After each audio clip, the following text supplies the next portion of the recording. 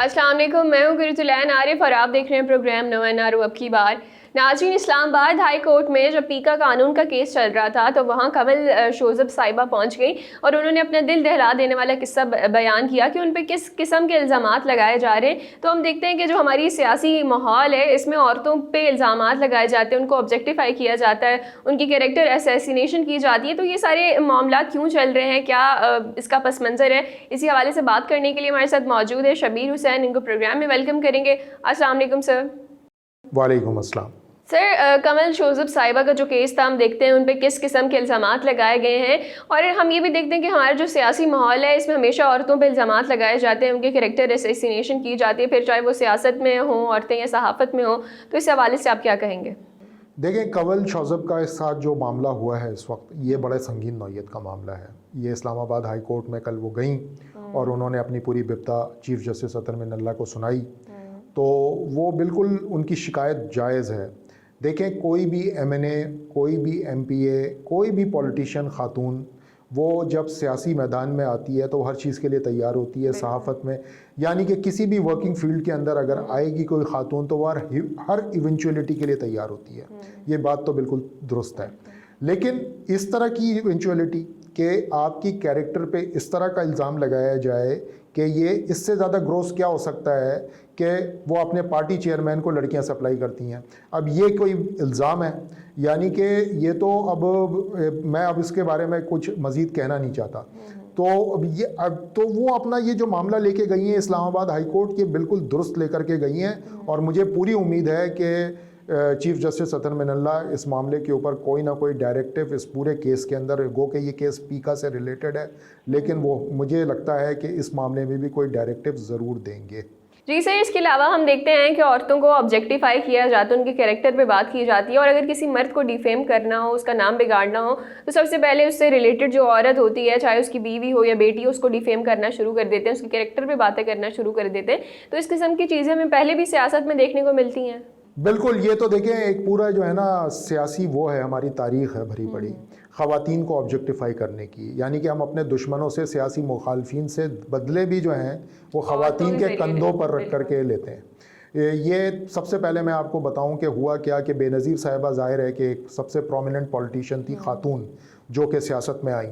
उनसे पहले भी बहुत सारे लोग थे, बेगम नसीम वली ख़ान थी और भी लोग थे, बेगम राना लियाकत अली ख़ान थी जिस वक्त तहरीक पाकिस्तान थी, मोहतरमा फ़ातिमा जिन्ना थी। लेकिन उनके ऊपर शुक्र है कि इस तरह के कभी इल्ज़ामात या इस तरह की तौहीन आमेज़ बातें उनके साथ नहीं हो सकी। लेकिन शहीद मोहतरमा बेनज़ीर भुट्टो इस मामले में जो है बड़ी बदकिस्मत ख़ातून थी कि वो जब आई सियासत में तो उनके ऊपर जब मुखालफिन को लगा कि वो उनके लिए थ्रेट हैं और वो उनकी पॉपुलैरिटी यकीनन बहुत ज़्यादा थी, तो उनके ऊपर इस तरह के इल्ज़ामात लगाए गए।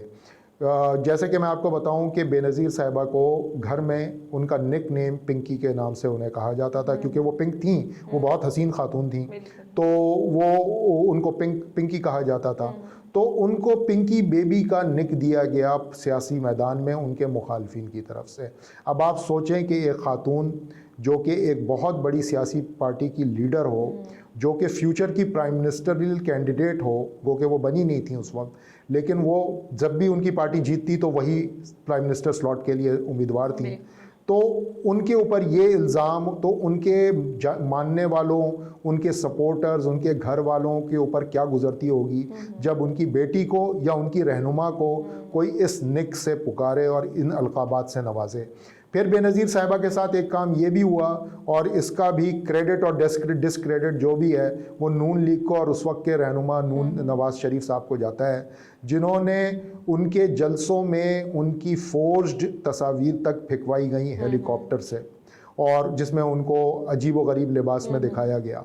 अब किसी भी बीवी, बेटी, माँ के लिए ये सब कुछ बर्दाश्त करना, लेकिन बेनज़ीर ने ये सब कुछ बर्दाश्त किया। फिर हमने ये भी देखा कि जब बिलावल की पैदाइश हुई, बिलावल की पैदाइश क़बल अज़ वक्त हुई, क्योंकि उन्होंने इलेक्शन लड़ना था और उन्होंने इलेक्शन कैंपेन करनी थी, और किसी भी प्रेग्नेंट औरत के लिए इलेक्शन की पूरी कैंपेन चलाना एक बहुत बड़ा टास्क होता है। तो उन्होंने उसको बिफोर टाइम बर्थ करवा ली थी बिलावल की, तो उस पर भी, उस चीज़ को भी स्कैंडलाइज किया गया। तो इस तरह की सूरत हाल रही है हमारे यहाँ और इसके अलावा मरियम नवाज साहिबा के बारे में आपको पता है, बड़े ही कोई बात की जाती है। जी सर, वो तो हम देखते हैं कि मरियम नवाज को भी टारगेट किया जाता है और जो हमारी खातून अव्वल है उन पर भी इल्ज़ामात लगाए जाते हैं कि वो पैसे लेके लोगों को सरकारी नौकरियां दिलवाती हैं। देखें, ये अब यही ट्रेंड चलता आ रहा है ना। मैंने आपको बताया जैसे कि बेनज़ीर के साथ हुआ, बेनज़ीर के बाद जो है मरियम नवाज की बारी आ गई, क्योंकि अब वो सेकंड प्रोमिनेंट पॉलिटिशियन है। तो उनको जो है पहले ये कि जी किसके साथ शादी कर ली और किन हालात में कर ली उन्होंने शादी। अब वो उन्होंने जिन हालात में भी की शादी, लेकिन वो आज भी शादीशुदा हैं, अपनी एक फैमिली गुजार रही हैं। अब उनके साहबजादे की भी शादी हो चुकी है, तो अब हमें ये बातें करने की ज़रूरत नहीं है। दूसरा, आपको याद होगा कि इमरान खान साहब ने अभी एक जलसे में उनको नानी अम्मा कह दिया था, जिसका उन्होंने बड़ा खूबसूरत जवाब दिया था। बड़े खूबसूरत तरीके से उन्होंने जवाब दिया था कि नानी या दादी होना एक बहुत अच्छा मकाम होता है और ये आपको ना मिल सका। तो हम देखते हैं कि जो औरतें सियासत में होती हैं या सहाफ़त में होती हैं, वैसे तो उनको बड़ा डीमोटिवेट किया जाता है, कॉन्फिडेंस में नहीं लाया जाता, लेकिन इस किस्म की बातें करते हैं कि वो स्ट्रांग हो जाती हैं खुद ब खुद।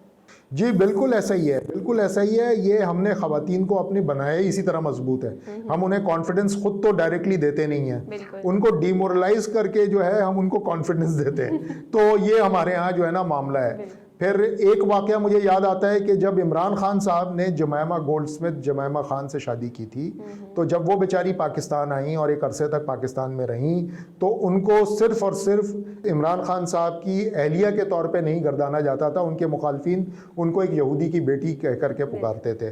तो ये भी जब इमरान खान साहब के साथ सियासी बदला निकालना था तो उस वक्त भी औरत इस्तेमाल हो गई। अभी भी इमरान खान साहब के साथ बदला निकालना है तो कल बिलावल साहब खातून अव्वल को कह रहे थे कि वो पैसे लेके नौकरियां बांटती फिर रही हैं। तो ये एक सिलसिला है हमारे यहाँ जो कि रुकने का नाम नहीं ले रहा।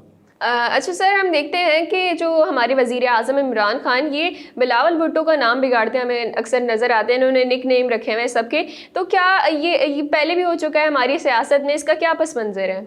बड़ा इंटरेस्टिंग सवाल है। देखिए, ये हमारी तारीख भरी पड़ी है इस मामले के अंदर, और ये ट्रेंड शुरू हुआ था बिलावल साहब के नाना से।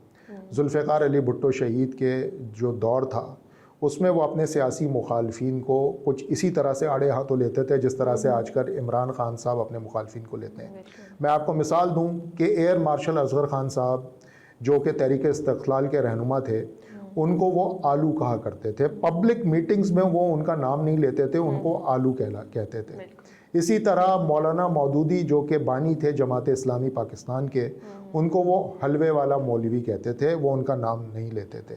फिर इसी तरह उनके बाद में होने वाले हलीफ, लेकिन पहले वो उनके हरीफ थे, मौलाना कौसर नियाज़ी साहब, उनको वो मौलाना विस्की कहते थे। अब उसका क्या बैकग्राउंड है उसमें डिटेल में मैं नहीं जाऊंगा कि उनको विस्की का लक़ब क्यों दिया था जुल्फ़िकार अली भुट्टो ने, लेकिन वो कहते उनको मौलाना विस्की ही थे।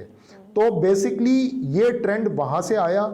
फिर उसके बाद मामला जो है वो आ गया बेनज़ीर और नवाज़ शरीफ के ऊपर। नवाज़ शरीफ साहब को वो खुशनसीब रहे कि उनको इस तरह के अलक़ाबात से नवाजा नहीं गया, लेकिन बेनज़ीर साहिबा इस मामले में बदकिस्मत रहीं। उनको मैंने जैसे पिछले सवाल में ज़िक्र किया कि उनको पिंकी बेबी के अलक़ाब से नवाजा गया। फिर मैं आपको बताऊं कि हमारे यहाँ अभी भी ये ट्रेंड एक तरफ नहीं है, ये हर तरफ चल रहा है। शहबाज शरीफ साहब जो हैं वो गले में रस्सी डाल के घसीटना चाहते थे जरदारी साहब को। जरदारी को वो बीमारी कहते थे, ठीक है। तो जरदारी और बीमारी उन्होंने सिर्फ रदीफ और काफिया मिलाया था, बाकी अब वो बीमारी उसको समझते हैं या नहीं समझते ये अब उनसे पूछना पड़ेगा। तो ये भी हुआ है इस मुल्क के अंदर। तो ये सिलसिला हमारे यहाँ इसी तरह से चले जा रहा है, लेकिन मुझे लगता है कि अब इन अखलाकियात में मज़ीद गिरावट आती जा रही है। दिन ब दिन हमारी अखलाकियात गिरती जा रही हैं और इसको संभालने की या इसको रोकने की जिम्मेदारी भी इन सियासी रहनुमाओं पर ही है। Thank you so much sir.